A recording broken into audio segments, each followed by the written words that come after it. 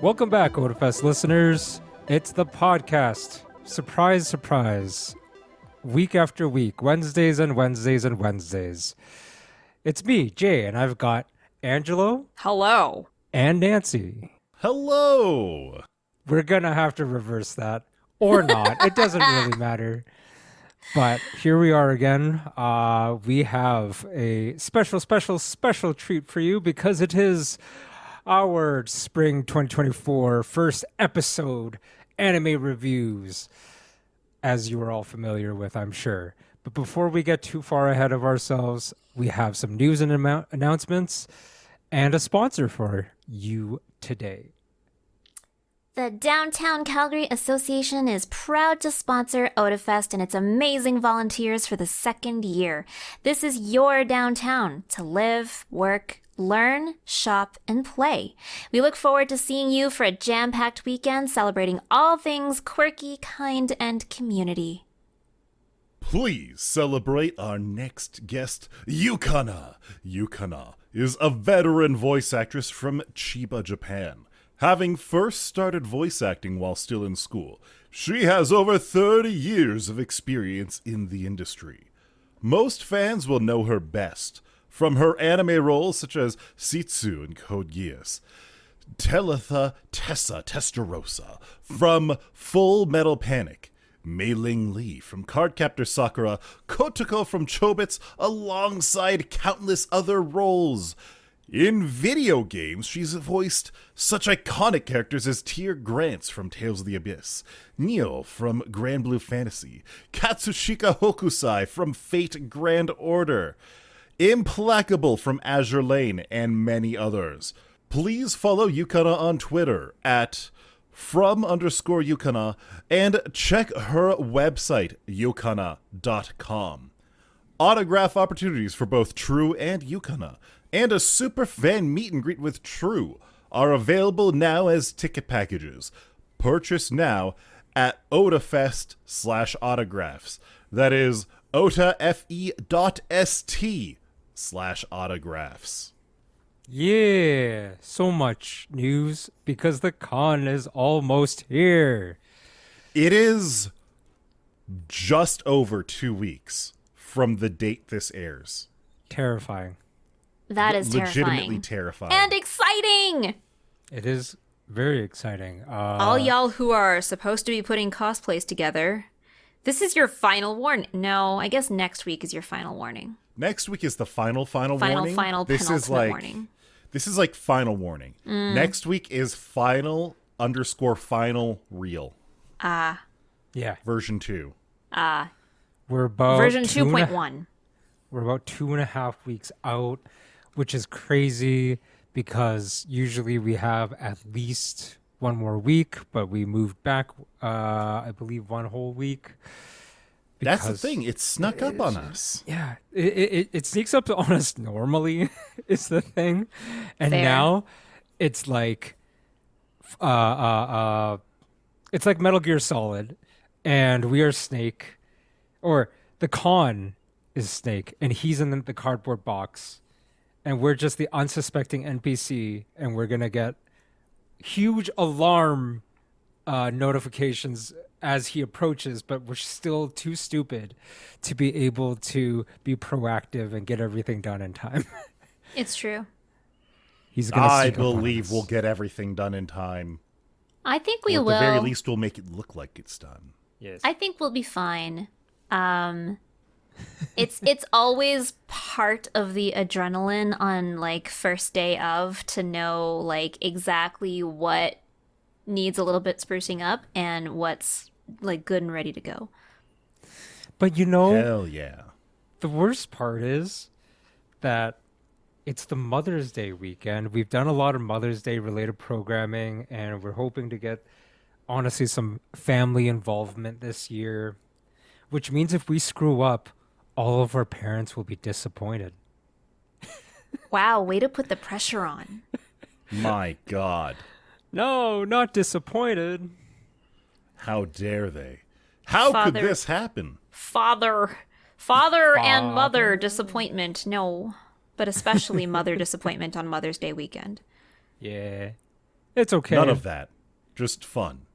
Fun Yeah. and anime and Otafest. And Garugamesh. Oh, wait. And no. gaming! It has been 15 years at least since that SakuraCon commercial debuted. Yeah. And it has not died yet. It's part of North American anime lore, and it should be it's something that we have to pass on to many generations ahead I of feel like us. the only commercials that have gotten greater shelf life than the SakuraCon commercial are like the M&M's commercials from the 90s, where they're the Christmas commercials specifically, where it's the red and the yellow M&M, and then Santa shows up and he's like, "Oh, they do exist." They still run that commercial on TV. I don't remember. I have no idea what commercial you're talking about, so therefore the SakuraCon ad has longer legs and Evidently. more memeability. Because like, if you're talking about old commercials that have like legs to me, it's things like Mentos. The Mentos. Oh my commercials. god, I forgot about the Mentos commercials. Some of them were so good. Do you remember the I one still where remember the jingle. Do you remember the one where the guy gets a little bit of paint on his like brand new suit and he Yes. decides, I'm just gonna roll around on this freshly painted park bench and make myself some fancy pinstripes. Nothing gets to you, playing fresh, playing cool, with Mentos fresh and full of life. Wow. Dun, dun, dun, dun, Wow. Mentos freshness. Fresh Yep. goes better with Mentos fresh and full of life. God, You heard it here. damn. You heard You it are here. not immune to propaganda. Nope. Yeah, but we lived in some top commercial. We did. We lived landscapes. in prime commercial era when In everyone the did 90s, grow up. Mentos was all cable. about just like having a good time and having a catchy jingle. Mm-hmm. And I feel like somewhere around 2005, all of that changed when it turned out that Mentos could be weaponized with Coke. with Diet Oh, Coke. I forgot about that. Well, no, the Diet Coke was just to make it easier to clean up because there's no sugar. Any carbonated drink it works No, with. but Diet Coke reacts stronger. Is it because it's more carbonated? I don't know. Think it might be, but I from things that I've read, the recommendation is Diet Coke because Diet Coke or Diet whatever soda in general has a stronger reaction to I can't say menthol. I don't think it's menthol. It's whatever else is in menthol. But It is anyways. it is none of the components. It is actually the way that the coating on the Mentos works. It creates nucleation sites for the carbon dioxide to fizz out of the liquid. And that's what pushes everything up. It is the physical structure of the Mentos coating and nothing else that does it. Yeah. Interesting. Today I learned Anyways, on this episode of the Anime Review podcast, we learned about Mentos. yep. I'd rather learn about Sentai Daishikaku, also known as Go-Go Loser Ranger. All right, so before we get started, as a reminder, Nancy wasn't part of this season's selections. So I watched all of these blind with Jay and Angelo the other day. Yeah. And it was hilarious because I had no idea what to expect going into every single episode blind. It was a good time. And was good. Sentai Daishikaku, actually, I really liked it. So I actually I should say I actually legally sourced the rest of the current episodes that are Very- available. very good. I want to watch them. what a good little capitalist you are. As Yes. a quick reminder, the synopsis is basically it's like a Sentai. It's a Sentai anime. Sentai being its own genre in Japan, where it's basically Power Rangers. It's people in tights fighting evil, and except this whole thing is actually just a setup. And when the monsters invaded and they were initially defeated, like a decade and a half ago or whatever, after they were defeated, there is like a underlying scheme between the Sentai Rangers, the heroes of humanity, and these bad guys who are legitimately bad guys, but they just entered some kind of agreement where every Sunday, kind of like a football game, like American football is Yep. every Sundays. They just meet up and Have a big the stadium bad guys fight. get defeated. Yeah, they literally go to a stadium and they get defeated, and then they go back to their bad guy lair for a week, and then the good Try guys to look come great. up with next week's boss. Yeah, it's a very funny premise. I think it really carried out well. It's kind of the thing that I find the most funny is that I don't think this is a storyline that played out in an actual Sentai show. Like, I think this is actually an original storyline. I think it is. For- Very fresh to me. Yeah. Maybe that's just because I don't watch Super Sentai. True. I also don't. I don't watch it think either. anyone does. Well, that's not true. A lot of people watch it, but this is definitely an original take on the show in a medium that is not actually Sentai, but an anime of a Sentai. Yeah, it's a meta anime about Sentai without being Sentai itself, Hell yeah. Hell yeah. which I super love. Also, why is it always yellow and pink that are the girls? I mean, Pink, as far as Pink goes, society as a whole just decided that. Why are you assuming their genders, Nancy?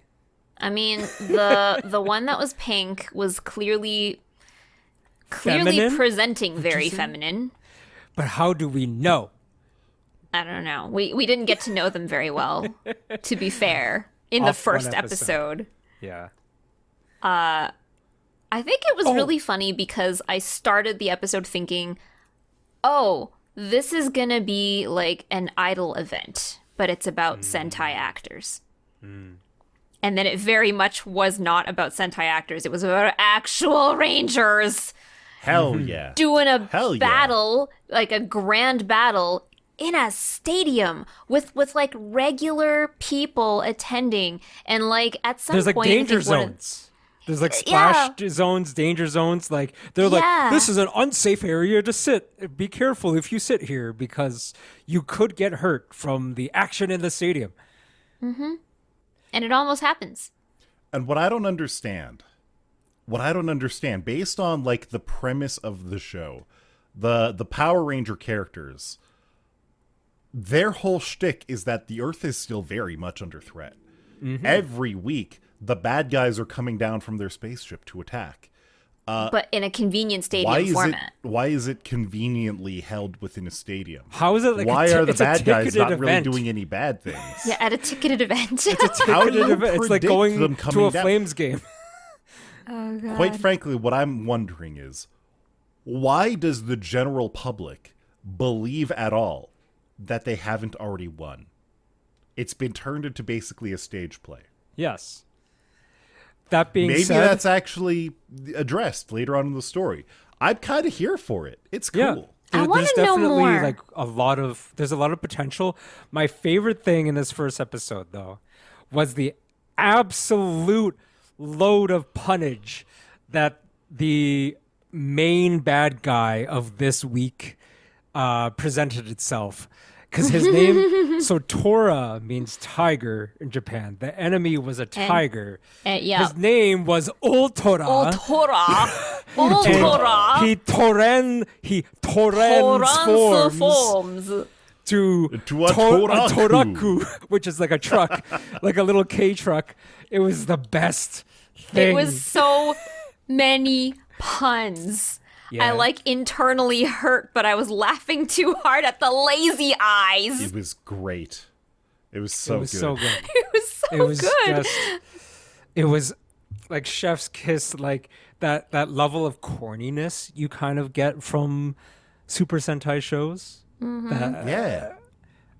I remember. I actually. This is a little embarrassing to admit. But partly it's because I just wasn't thinking. Like, I used to watch Mighty Morphin Power Rangers, as many of us did, and as a kid, I didn't really question any of the like visual effects, sound effects, all that kind of stuff. So when I was a kid, I didn't really I didn't think about how the monsters and the Sentai Rangers kind of interacted when they all grew like big and like they were battling and there was like a Megazord and stuff like that. It wasn't until like my mid 20s that I randomly thought about the Power Rangers. And then I was like, oh, they're just adults in suits on a small stage of a city. I was like, as a kid, I think I fully bought in to the idea. It's like, that's a monster. That's a city. Yes. And they're all huge and they're fighting. Hell yeah. Yep. Me too. I was Oh, very gullible. I would definitely give this show some more watching for sure. Yes. It's a very Hell, easy yeah. it's a very easy show to digest in terms of its concept. It's also just really fun.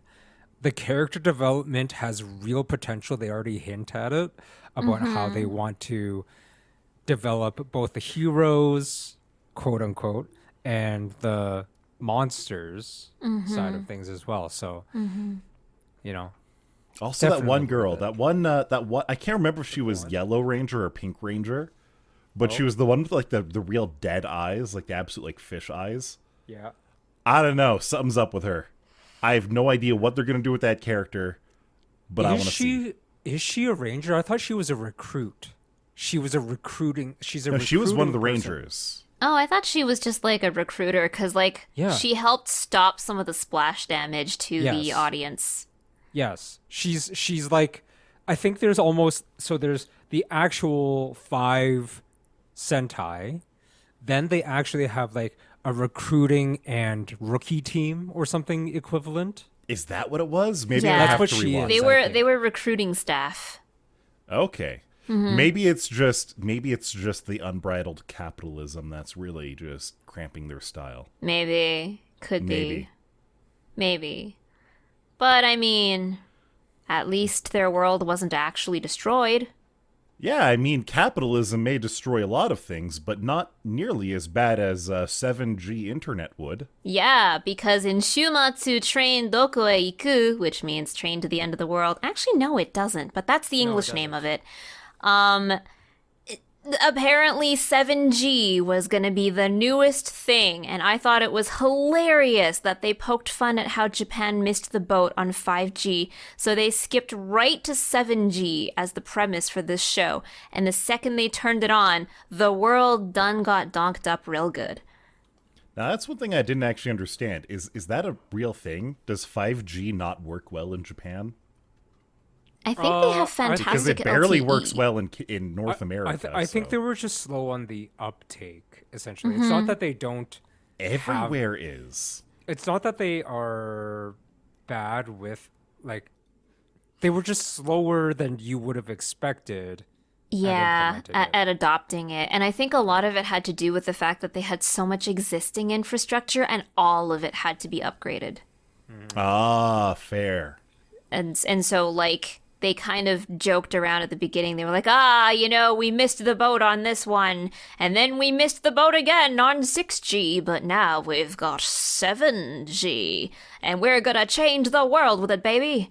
And then they hit the button, and then the world literally warped around them. It got really weird.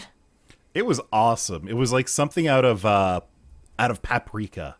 Yes, Yeah. I was Satoshi just Kon about to movie. say. Yeah. Not as creative as Paprika. I'm gonna Not yet.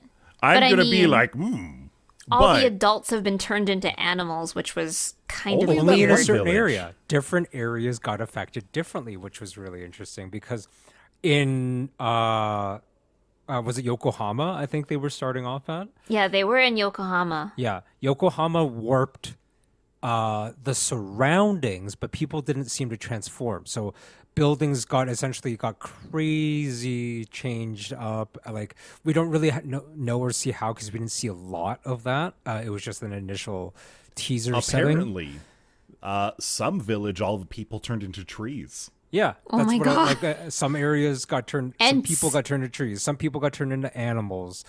Yeah. One in of the last in delivery completely different companies. towns. What was it? The Leopard Delivery Company. Black. Which Their was- trucks had like machine gun turrets on it. They Well, were like Mad Maxing it. Yeah. I thought they were making a reference to Mad Max. That was some real Mad Max vibes, but like Canada Post plus Mad Max. yeah, but I don't. Okay, so the company was a clear reference to Kuroneko, which is the black cat, the black cat delivery transportation company Yeah. that's in Japan. And I thought, and this is because this is where my brain went, I thought the truck was like extra geared up because they actually do traverse across some pretty wild terrain with some actual deadly creatures in it. But maybe I'm wrong. I guess that just means we have to watch more. Yeah, we really don't know a lot about how every area is affected. Like we Those gun definitely turrets are how they enforce the customs fees. we we only really know that areas such as like towns, maybe certain prefectures, they're affected in some way. Like I said, some people in certain towns turn into animals when they turn 21. Other places, apparently the people turn into trees. But we also don't know what happens in between those towns. Like in between those towns, there could be a whole like There could be vast whole deserts wilderness, between right? stations. yeah. I think it's really neat and there's a lot of potential. I loved how the background and environment art looked. Yeah, Like- all the environments look great. It was a really pretty anime to watch, to the point where the characters themselves were almost taking me out of it. Yeah, I would agree with that. Like the characters and the animals were actually removing from the environment. Yeah, they were distracting. I- And I've only come up with that like a couple times in anime where the background art direction and the main character art direction directly clashes. Off the top of my head, Capellion, like 5 or 6 years ago or whenever it was probably the last time where I was like, these don't exactly mesh together, but I'll see what happens anyway. I feel But like there's got to be more going on with why. Like, I'd really like to know why our 4, maybe 5 coming up, depending on the foreshadowing there. Why are the main characters just like 4 girls? Like, Oh, they cover that in the first episode. They say something like all humans who surpass like 21 years and 3 months all turn into animals Yeah. or something like that. Because Yes. weebs like girls. Well, because reasons. because I was like, so here's something that I don't know if I did catch that, like at 21 years old in that town, young people turn into adults, which means they will turn into animals soon. There's no choice of what animal they turn into. There's no reason to what animal they turn into. We saw like woolly mammoths. We saw anteaters. We so saw on an and so forth. iguana. The Yep. fact that there was extinct animals, what's going to happen to the first person who turns into like a T-Rex or like a Brachiosaurus? Oh, Lord. I was Right. just thinking that. But like, here's the thing. So we go back to the Kuroneko delivery service. Don't you think that guy was over 21? He might have Well, just that's been only like... from the one town though, right? Right, but I mean, like, It's what's the very much parameters? Like, is it like Everything that happened. I don't know. We gotta Everything watch. that happened to those people in each specific area, and after that, like the world basically ended. Were they... So okay, there's- sorry. The 7G did its thing, and now the 7G, even though there's effects that happen, it's not actively doing the thing. You know? Were they Maybe. actually in Yokohama? I know we caught like 2 series that mentioned Yokohama Kanazawa like in a row, but I don't know if this was one of them.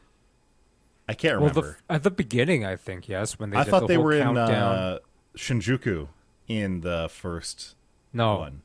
Not Shinjuku, Shibuya. no, Because like they showed the I think they were Shibuya started. Scramble and everything. I think they started in Yokohama, and now they're headed to Ikebukuro from that small. Okay. town. Yes. Well, that's that might what I actually caught make it setting was. 3 anime in Could be. Yokohama. Either way, Okay. this show is interesting. I don't think it is as wide appealing as like Sentai Daishikaku, just like in terms of the shenanigans that are happening. But I think it does have a lot of potential. It's just what they will do with that potential. Because honestly, from the first episode, it's really hard to say It exactly can go how in good any it'll be. direction. Yeah. Yeah. Yep.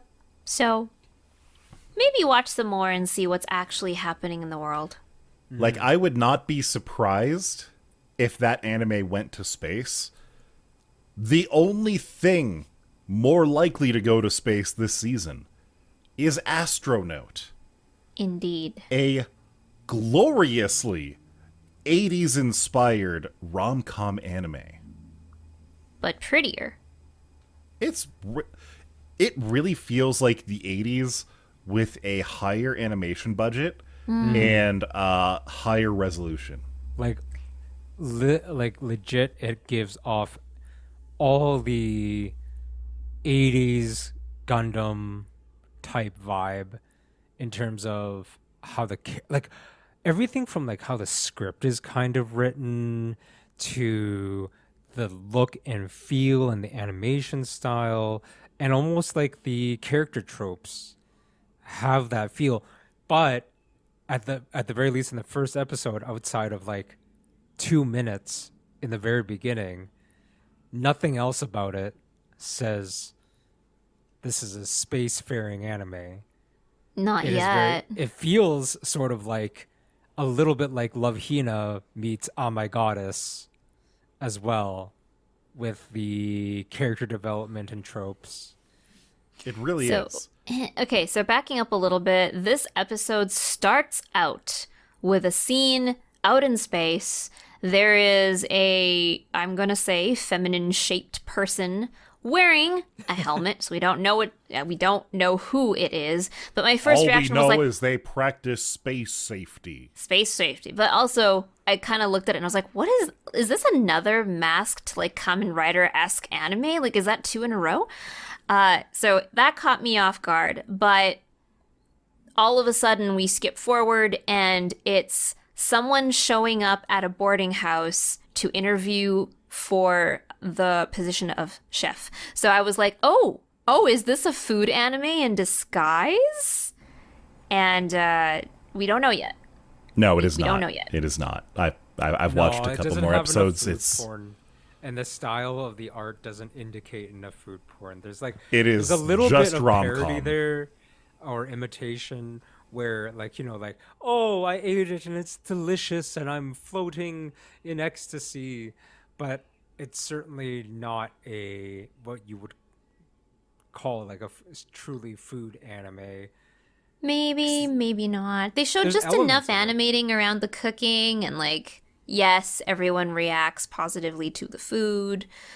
So I don't know. Like I'd have to just watch the rest of the show, I guess. I did notice that the sound effects and the soundtrack sounded very 80s. yeah, like it hits the vibe. Maybe it it really does- do. Oh wait, no, there's smartphones because I was like maybe it does take place in the 80s because they're paying $2.50 per person for breakfast. Well, How do you to do be that? fair, that has a little bit to do with like economies of scale plus what they already had. Like they already had like miso and stuff like that in the food cellar, just doing its thing, fermenting and making more of itself. Mm-hmm. On top of that, if you get like rice is really cheap. If For you now. want to give someone 2 eggs, that's like 30 cents, right? Like eggs are really cheap. Also, And when prices. you consider that there's like 10 people, that's like $25 to put together to get like all the different ingredients and such. Also, Japan is notorious for never really raising their prices. Yeah. Food is no exception. Food I don't is think so cheap there. I don't think any of the food prices have changed between any of my visits to Japan, and that spans over a pretty long period of time. So Yeah. I mean, that is true. Like, I can definitely tell you the stories of my own meals and their prices in the times that I've been in Japan. I just still just blows my mind.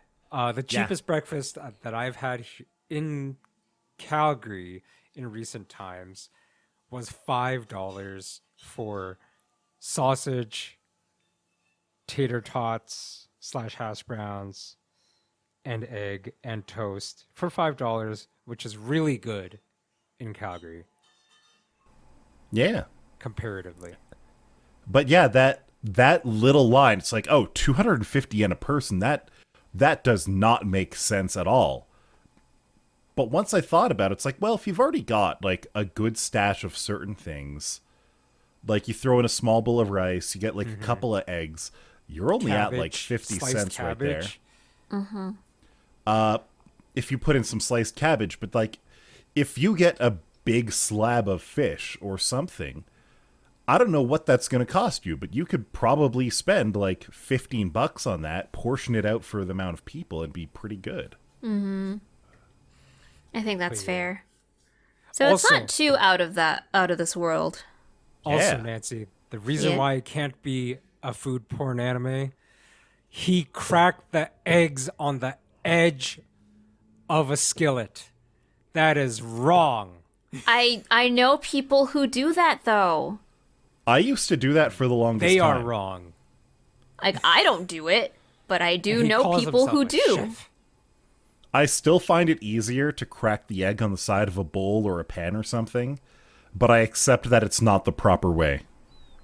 I crack my eggs on a corner, not an edge. Ah. Flat surface. No, I don't use Wow. flat surfaces. Surface. I have very fixed reasons as to why, but we won't get into that because what we are going to get into is Girls Band Cry. I was so surprised by how good the anime looked. Like I was For talking having about some this. 3D. Yeah. We saw the trailer and I was like, "Oh, wait a minute. This is all 3D. What's going to look like?" It's probably one of the best 3D TV anime that I've seen, in that it doesn't have the classic pitfalls of 3D animation. You know what I mean? It doesn't have the really stiff and static expressions, or the expressions that aren't expressive at all. It doesn't become stiff. It's very fluid. It's very dynamic. It's very movie. Like it's using the strengths of 3D while also mitigating the classical weaknesses that are just like expressivity and how good it looks. And my God, sometimes the lighting even was like so soft.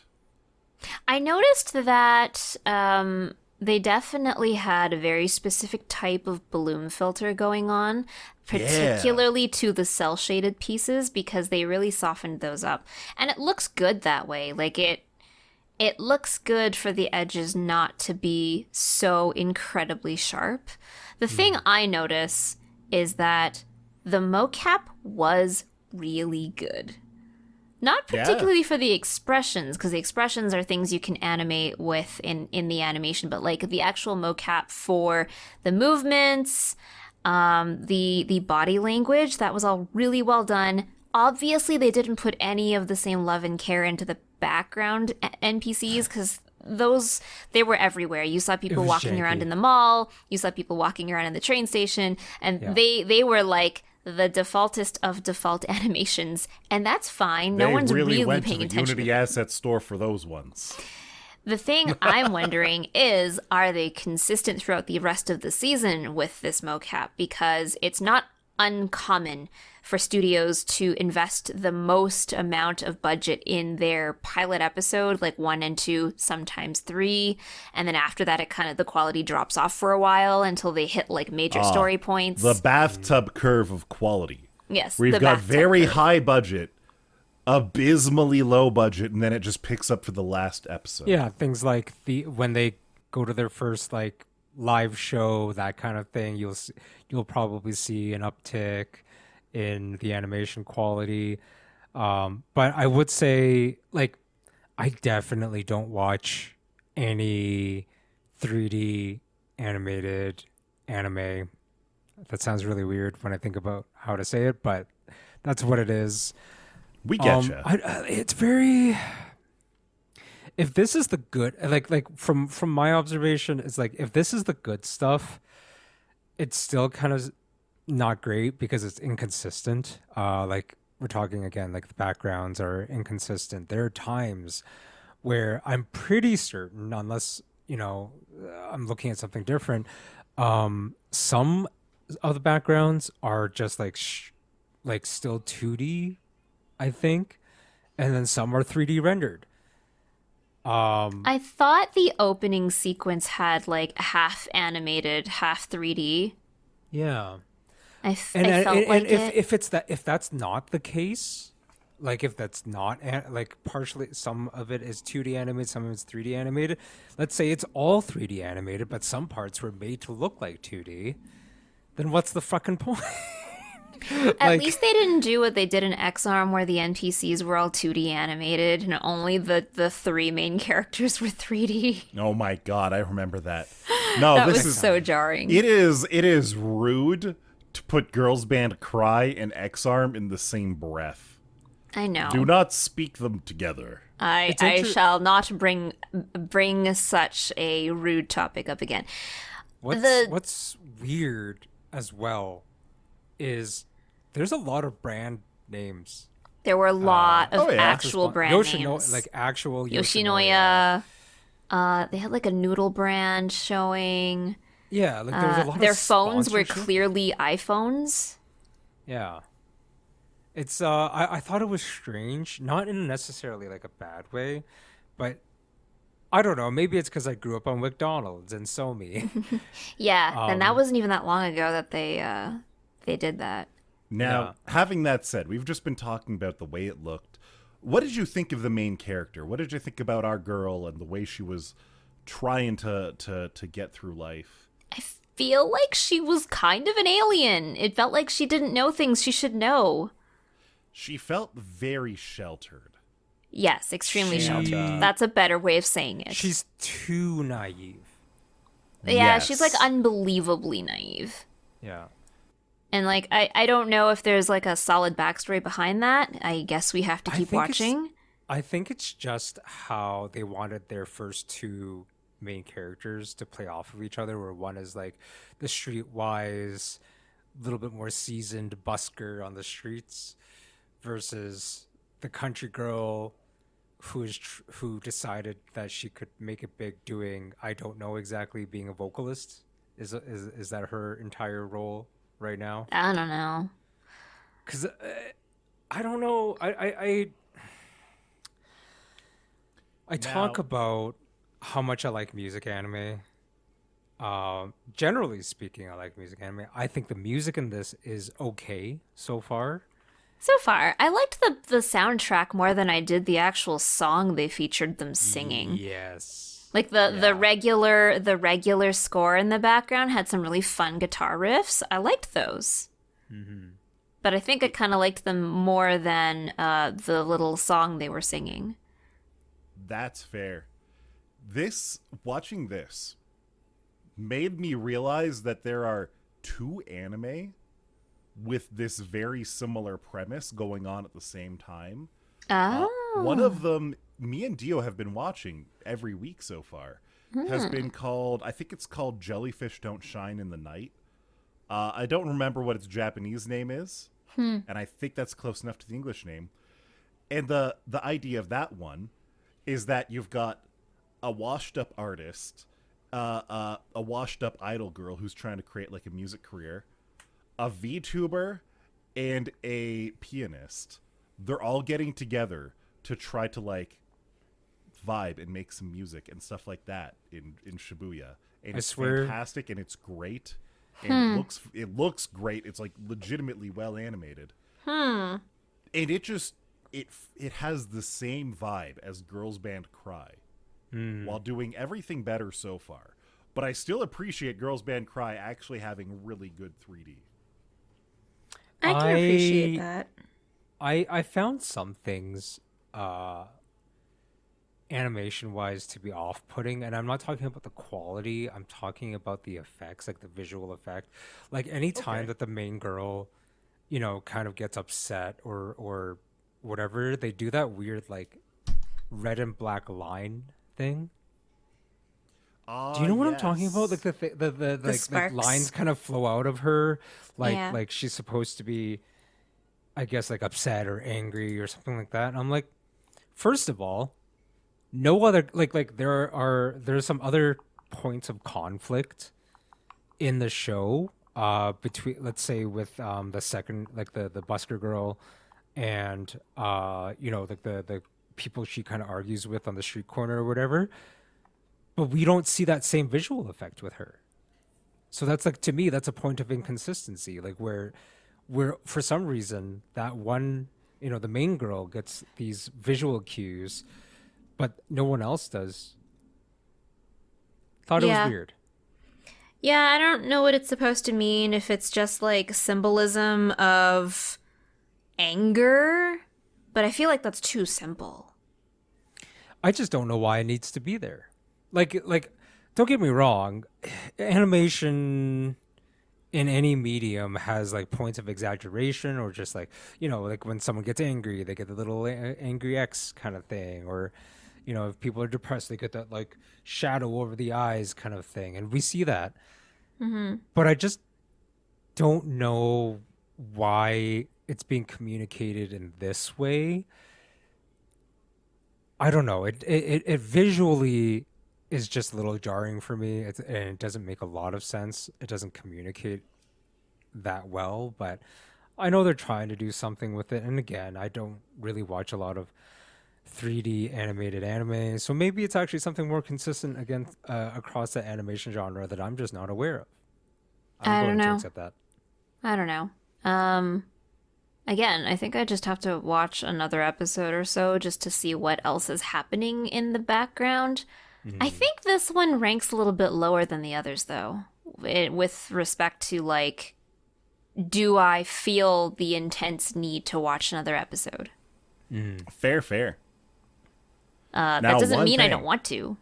that I need more episodes right now is Kaiju number 8. Hell yeah. Hell yeah. Hell I mean, yeah. you've watched so much of Kaiju number 8, even though there's only so many episodes. That was literally the third time that I'd watched the first episode. I watched Wow. the first episode of my own, and I was like, oh my god, this is great. And then I watched it together with Dio, and I'm like, hell yeah, it was super good the second time, too.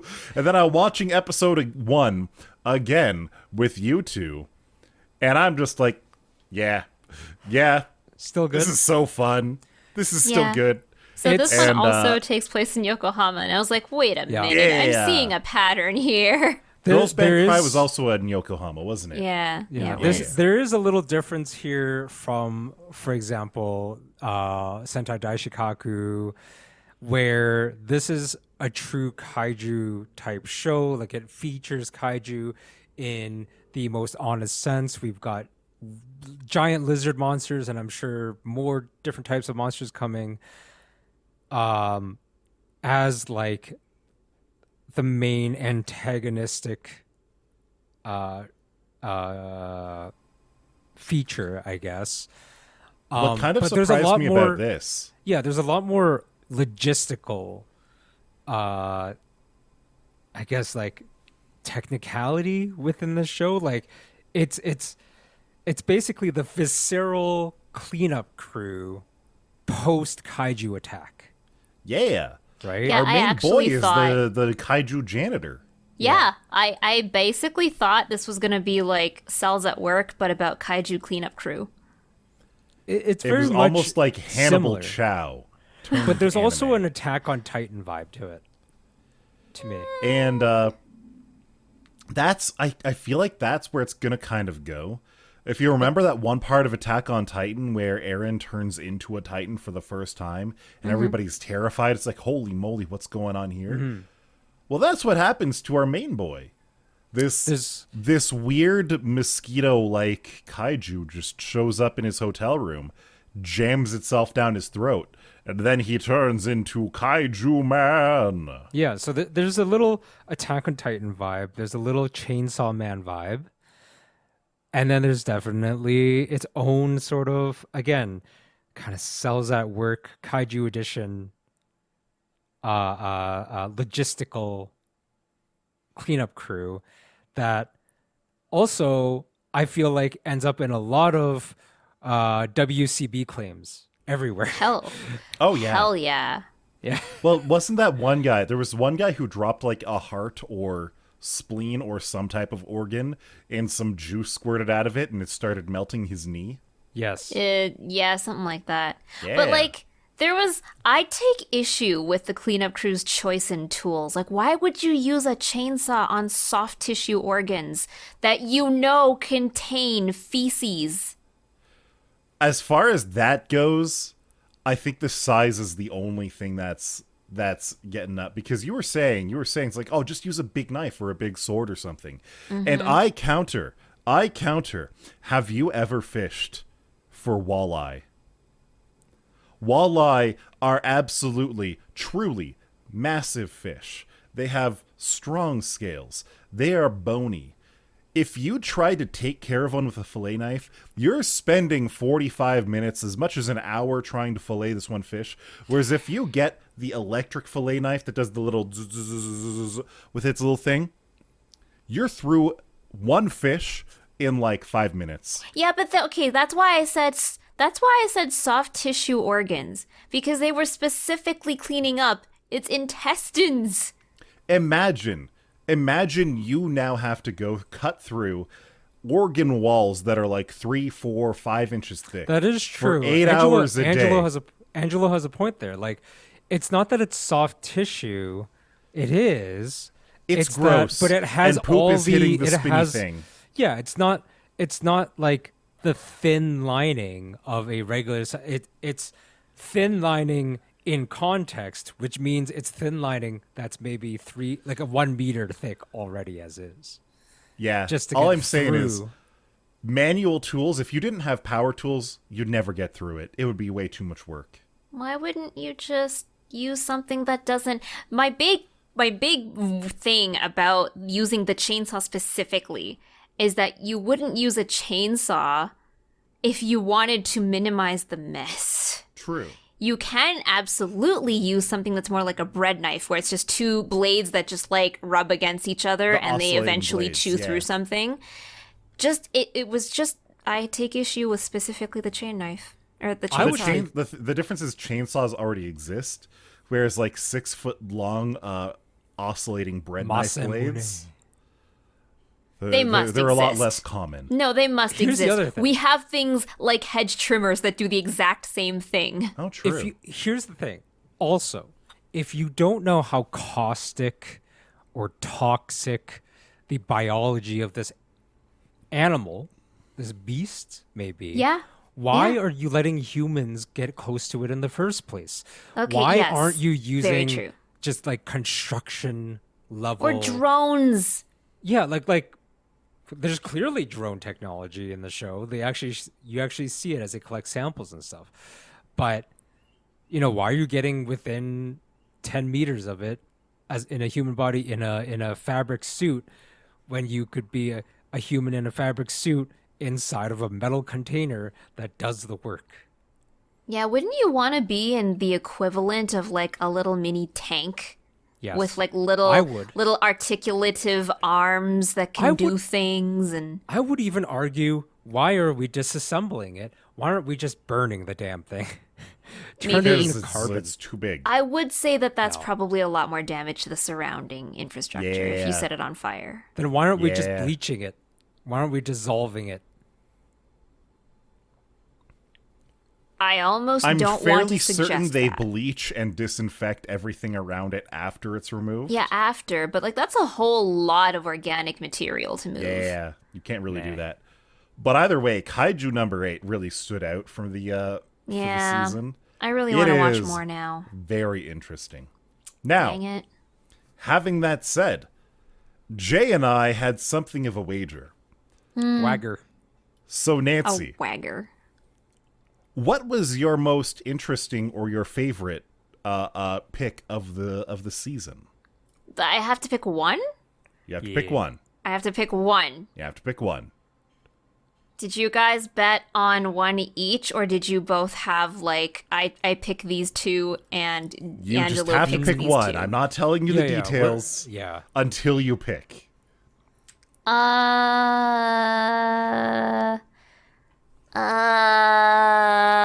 It's kind of a toss-up between Sentai and Kaiju. I think Kaiju number 8.